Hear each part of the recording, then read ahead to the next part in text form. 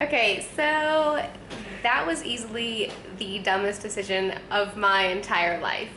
Okay, let's back up.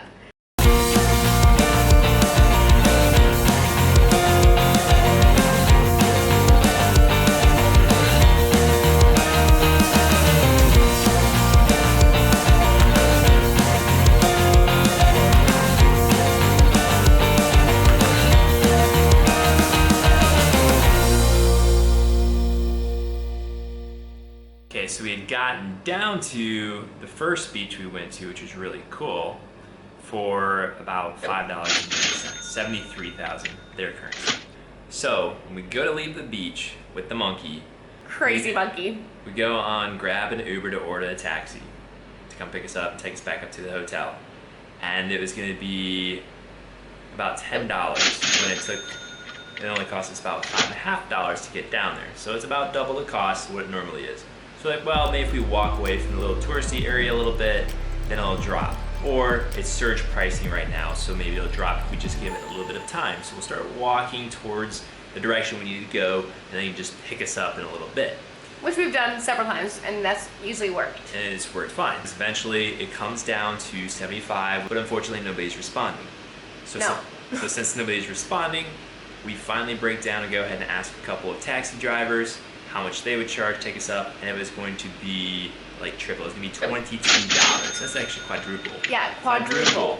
When I put it in perspective, like $22 taxi ride for about an hour taxi ride is a great deal when you're in the States.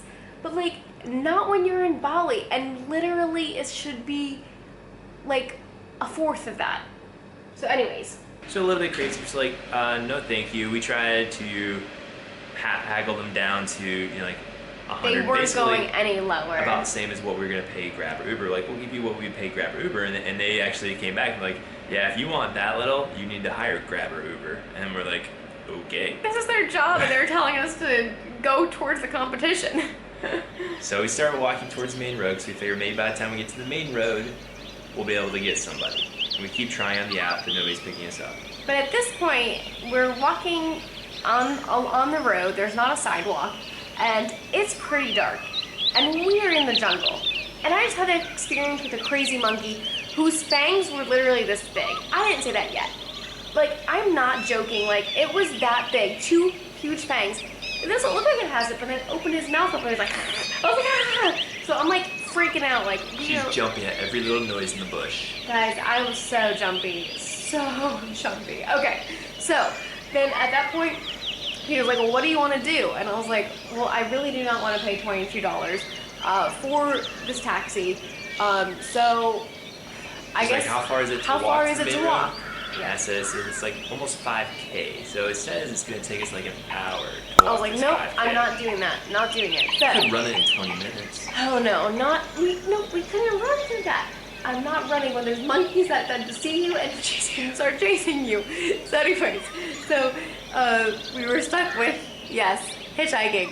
So again, first experience in Abu Dhabi, that went great. First time, stuck our thumb out in Abu Dhabi, got picked up. So I figured, all right, we'll try here, and we'll try then get someone to take us to the main road, and then get an Uber from there.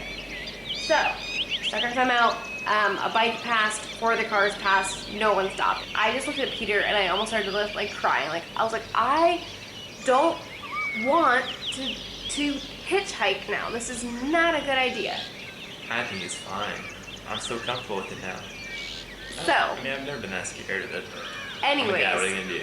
So the first bike that passed us turns around, comes back, and he's actually riding a pretty nice motorcycle. It's not just a little scooter. So I'm looking at it, and he's like, hey, I can take you too. And I'm like, both of us on that? And he's like, yeah, no problem. I'm like, okay. So we show him the main road. I show him a hotel on the main road that we're trying to get to, and figure we'll take a taxi from there up to our hotel.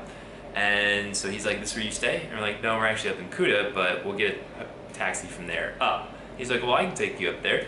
And so we talk back and forth about price, finally settle on 80,000 their currency, which is about 550. Yeah. So we hop on the back of the bike, and he asked about helmets, and then we're like, yes, we would like helmets, but we don't have them right now. So I'm thinking it's gonna be a quick little spin around the block, grab some helmets, or maybe right next door, wherever. He's gonna pull them out of somewhere.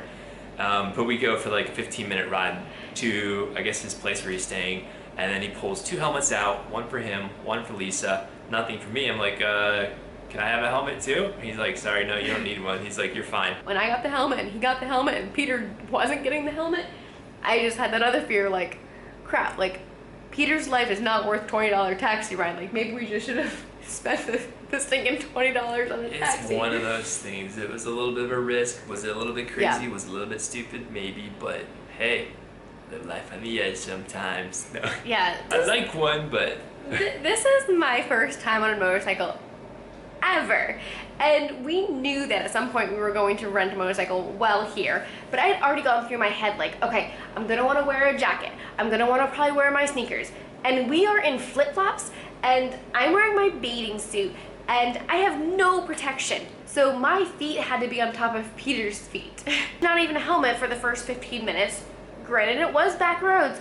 But if we fell, like, we were all going over, like, I mean... But it was, the roads that we were on up to that point were small, narrow back roads. We weren't going that fast. The driver was super cautious, very careful. He was amazing. He was awesome. And the whole time we're riding around on this thing and these little roads, and, like, we're not going any faster than I would go on, you know, a mountain bike. So I don't feel that unsafe not wearing a helmet. I mean, I know you should and always wear one, but if I don't have one, oh well. Anyway, so... But it was one of those things too, it's like, as we were driving too, I mean, it was down some pretty narrow roads, some dark roads, some not very crowded, populated roads, and I'm like, okay, who's this guy? Like, I'm like really close to him right now, and I don't even know who he is, and we were like so tight, we barely fit on the bike. So it was pretty comical when you think about it, like, we definitely got a lot of looks, a lot of stares. At one point when we got to a busier road, a guy did point to our driver and then point to Peter's head and like pointed like, where's his helmet, dude? And that was he said scary. something back, I don't know what he said, but yeah, that was the only time where I felt a little bit nervous about, you know, being on a bike, because it was a busy road, lots of cars. You know, this is like a freeway in the States, you know. Like it was huge. It's a divided highway, so you have 3 lanes of traffic, I think, going each direction. Well, there was only supposed to be 3, but there was really like 5. Well, you had 4 or 5 with the motorcycles having their own extra lanes, but anyway. And we were only on that busy road for a little bit, then we got off it, then we were in the city, and we were on smaller roads again, so I was fine. And actually, when I was on the smaller roads, and we were passing traffic, like we got to the point where it was getting a little bit backed up, and earlier when it wasn't too hectic, you know, we're passing a couple of vehicles and then you get right back over. When he was doing that, I was like, oh, I'm getting an adrenaline rush from this. This is so much fun. I want to like put my hand up and be like, yeah! Shouldn't be too loud because other people try to see me. So it is late. So yeah, it took us like, what, it's like 9:30, 10 o'clock now? We did watch the sun go down. We watched the sun go down. And then we started walking back, but yeah, it was a process like 2.5, 3 hours. Yeah, to get back an hour. It was kind of crazy. So anyways, what turned out to be like a really dumb moment where I'm like on the bike like, okay, this could turn out terribly. Like, what if we fell? Like, you know, what if, all these what ifs that go through my mind? It turned into a really beautiful drive where I got to look up at the stars and they were like some of the brightest I've seen. We got to just, I don't know, just feeling the wind, and it was such a nice evening. I did not feel cold even with just being in my bathing suit, and you just pay attention more to the things, and I just really ended up loving it. So I'm really glad that we got out of our comfort zone. Second hitchhike success. Hitchhike. We ended up paying him extra even, and we gave him $100,000. He was a little bit surprised when like he looked at it. He's like, "What?" And I'm like, "You did so good. You just keep it." But yeah, he was awesome, and I'm excited now to get a motorcycle when we get back to the States, because just like feeling the wind in your hair, like I don't know how to explain it. Like I've seen movies, right, where there's people like on Vespas and things like that in Italy, and they're like, "Oh, this is awesome," and I get it now. Like I am. It's an adrenaline rush. Like not just that, like you just pay attention to things. Oh my goodness, 8 minutes? Are you kidding me? Yeah, it's terrible. We've been talking about this for forever. Sorry, guys. It was a really long story. Was it dumb? Was it stupid? Would I recommend you riding a bike like that without a helmet? Absolutely not. Always wear a helmet. Don't do it if you don't. It worked out okay for us. I'm very thankful for safety, but it was a risk, so be careful. Yep. But enjoy a bike. And tomorrow we have a big surprise coming your way.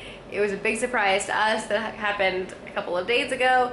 And I'll give you a hint, we are gonna be staying at one of the nicest hotels that we've ever stayed at. More details tomorrow. Make sure to subscribe if you are not already.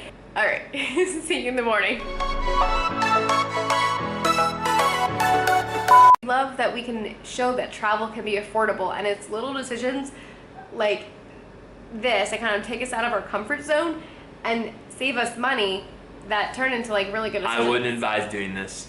Two adults could be on the back of another motorcycle to save $10, $15 and not wearing a helmet. I'm not advising somebody else to do that. I might take that risk, but I'm not advising somebody else to do it. Right, because it is pretty dumb. Just always wear your helmet, be safe, Yeah. and just take a car, it's easier.